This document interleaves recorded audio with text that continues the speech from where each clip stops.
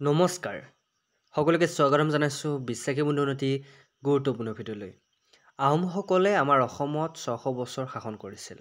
1228 চনৰ পৰা 1826 চনলৈকে যি কেইজন ৰজাই শাসন কৰিলে নামবোৰ হয়তো আপোনালোকে নাজানে।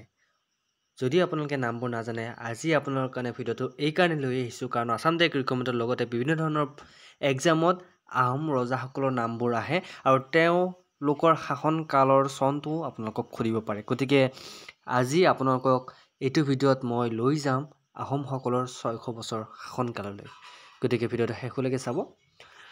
আৰম্ভ কৰিছোঁ 1228 চনৰ পৰা। আপোনালোকে সকলোৱে জানে যে আমাৰ আহোম ডাইনেষ্টি বা আহোম সাম্ৰাজ্য কোনে প্ৰতিষ্ঠা কৰিছিল?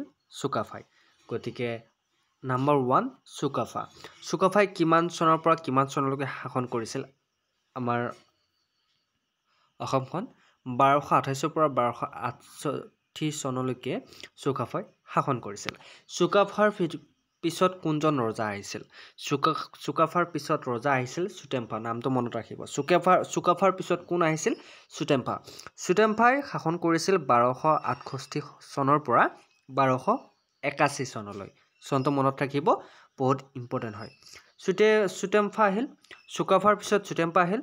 যেতিয়া চুটেম্পাৰ ৰাজত্বকাল শেষ পৰিল তেতিয়া কোন ৰজা হৈছিল? তেতিয়া ৰজা হৈছিল চুবিনফা। চুটেম্পাৰ পিছত চুবিনফা ৰজা হৈছিল। চুবিনফা ৰাজত্ব কৰিছিল 1281 চনৰ পৰা 1293 চনলৈকে। মনত থাকিব। তাৰপিছত চুবিনফাৰ পিছত ৰজা হৈছিল চুকাম্ফা।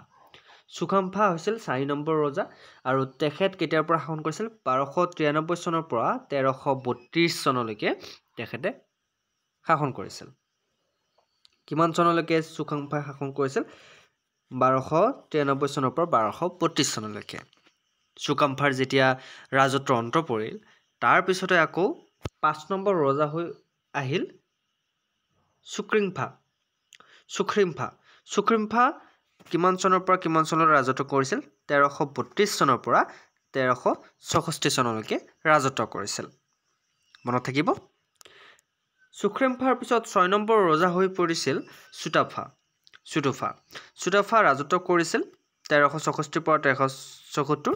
আকৌ তেখেতে ৰাজত্ব কৰিছিল 1374 পৰা 1380 চনলৈকে, মানে দুইবাৰ ৰজা হৈছিল। তাৰপিছত 7 নম্বৰ ৰজাজন হৈছিল তিয়াও খামথি। 7 নম্বৰ ৰজা। তেখেতে ৰাজত্ব কৰিছিল 1380 চনৰ পৰা 1389 চনলৈকে। আকৌ তেখেতেও দুইবাৰ শাসন কৰিছিল 1389 চনৰ পৰা 1397 চনলৈকে। এই লিষ্টখন যদি আপোনালোকে লাগে তেনেহ'লে আপোনালোকে আমাৰ টেলিগ্ৰাম চেনেলত জইন হৈ ল'ব পাৰে।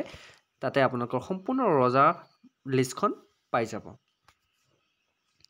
নেক্সট 8 নম্বৰ ৰজা কোন হৈছিল? 8 নম্বৰ ৰজা হৈছিল চুডাম্ফা, যাক আমি বামুণী কোঁৱৰ বুলি জানো। বামুণী কোঁৱৰক আমি চুডাম্ফা ৰূপে পৰিচিত। তেখেতে ৰাজত্ব কৰিছিল 1397 চনৰ পৰা 1407 চনলৈকে। বামুণী কোঁৱৰ আছিল 8 নম্বৰ ৰজা। 9 নম্বৰ ৰজা আছিল চুজাংফা। চুজাংফা আছিল আহোম ডাইনেষ্টিৰ 9 নম্বৰ ৰজা। তেখেতে শাসন কৰিছিল 1407 চনৰ পৰা 1422 চনলৈকে। অ'কে। তাৰপিছত 10 নম্বৰ ৰজা হৈছিল চুফাকফা। চুফাকফা কেতিয়া চনৰ পৰা শাসন কৰিছিল? কোন চনৰ পৰা?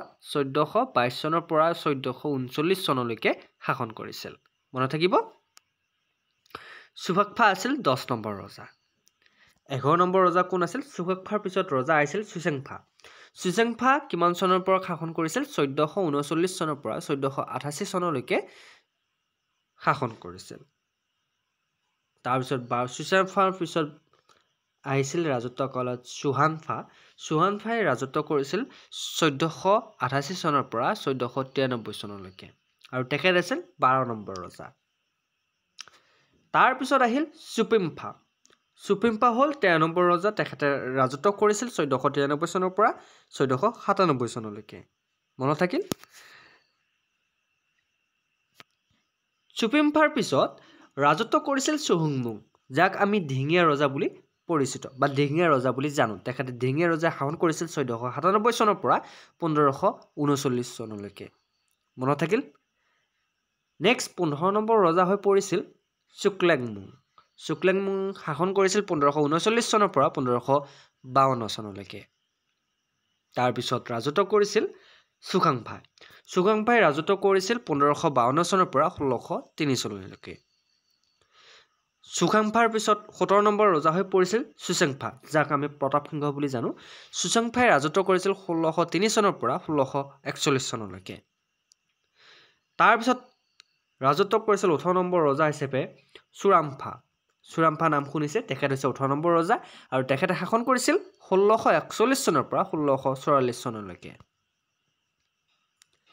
চুৰামফাৰ পিছত আহিছিল 19 নম্বৰ চুটিয়ানফা নামবিলাক মনত ৰাখিব ৰজাৰ নামবিলাক অকণমান টান চুটিয়ানফাই ৰাজত্ব কৰিছিল 1644 চনৰ পৰা 1648 চনলৈকে তাৰপিছত 20 নম্বৰ ৰজা হৈ পৰিছিল চুটামালা এলেছ যাক আমি জয়দেৱ সিংহ বুলি জানো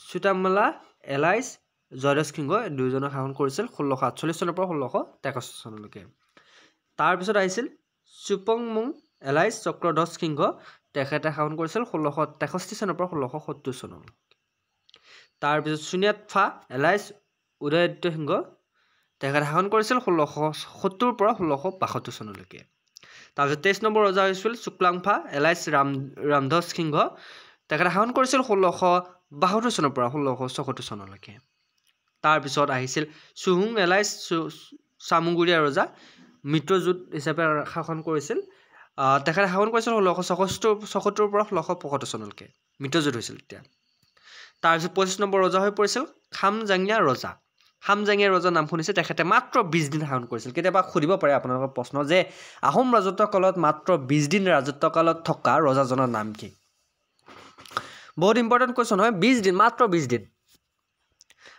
20 দিন তেখেতে ৰাজত্ব কৰিছিল আহোম ডাইনেষ্টিত আৰু তেখেত হৈছে খামজাঙীয়া ৰজা মাত্ৰ 20 দিন ৰাজত্ব কৰিছিল তাৰপিছত খামজাঙীয়া ৰজাৰ পিছত ৰজা হৈছিল গোবৰ ৰজা মাত্ৰ তেখেতেও 20 দিন শাসন কৰিছিল তেখেতে কৰিছিল 1675 পৰা 75 চনলৈকে 1675 চনত শাসন কৰিছিল মাত্ৰ 20 দিন ওকে দুজন ৰজা 20 দিন শাসন কৰিছিল এটা হ'ল খামজাঙীয়া ৰজা আৰু আনটো হ'ল গোবৰ ৰজা তাৰপিছত 28 নম্বৰ ৰজা হৈ পৰিছিল চুজিংফা যাক আমি অৰ্জুন দিহিঙীয়া ৰজা ছেকেণ্ড বুলি জানো তেখেতক 1675 চনৰ পৰা 1677 চনলৈকে শাসন কৰিছিল নেক্সট তাৰপিছত আহিল 28 নম্বৰ ৰজা হিচাপে চুদিউফা যাক আমি পাৰ্বতীয়া ৰজা বুলি জানো চুদিউফা তেখেতে শাসন কৰিছিল 1677 চনৰ পৰা 1679 চনলৈ তাৰপিছত 29 নম্বৰ ৰজা হিচাপে আহি পৰিছিল চুলিকফা তেখেতে এলাইছ মিত্ৰজোঁট হিচাপে ৰত্নধ্বজ সিংহৰ লগত তেখেতে শাসন কৰিছিল 1679 চনৰ পৰা 1681 চনলৈকে তাৰপিছত চুপাতফা এলাইছ গদাধৰ সিংহৰ লগত এলাইছ কৰিছিল তেখেতে 1681 চনৰ পৰা 1696 চনলৈকে শাসন কৰিছিল তাৰপিছত চুক্ৰংফা তেখেতক ৰুদ্ৰসিংহ বুলি জানো তেখেতে শাসন কৰিছিল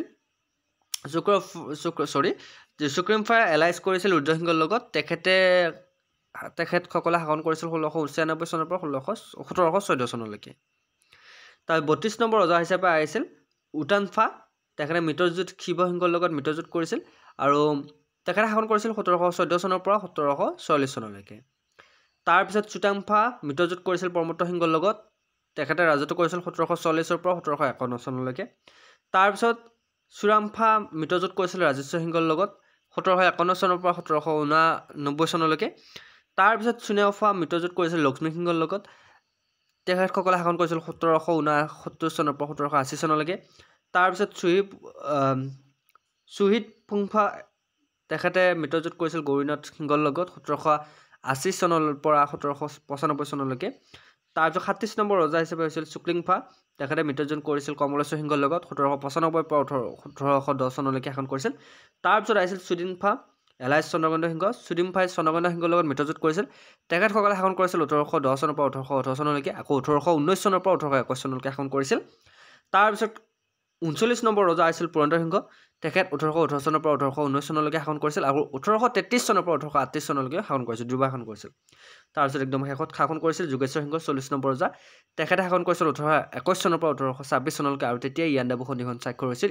ইউনিট ট্ৰিটি অফ ইয়াণ্ডাবু সন্ধি 24 ফেব্ৰুৱাৰী 1826 চনলৈকে শাসন কৰিছিল যোগেশ্বৰ সিংহই। তো বন্ধু-বান্ধৱীসকল, এয়া আছিল আহোম ডাইনেষ্টিৰ ৰজা মহাৰজা কেইজনৰ নাম। গতিকে যিসকলে নাজানে লিষ্টখন যদি আপোনালোকে বিচাৰে টেলিগ্ৰাম চেনেলত দি দিম। ভিডিঅ'টো কেনে পালে জনাবলৈ নাপাহৰিব, বহুত ইম্পৰ্টেণ্ট ভিডিঅ'।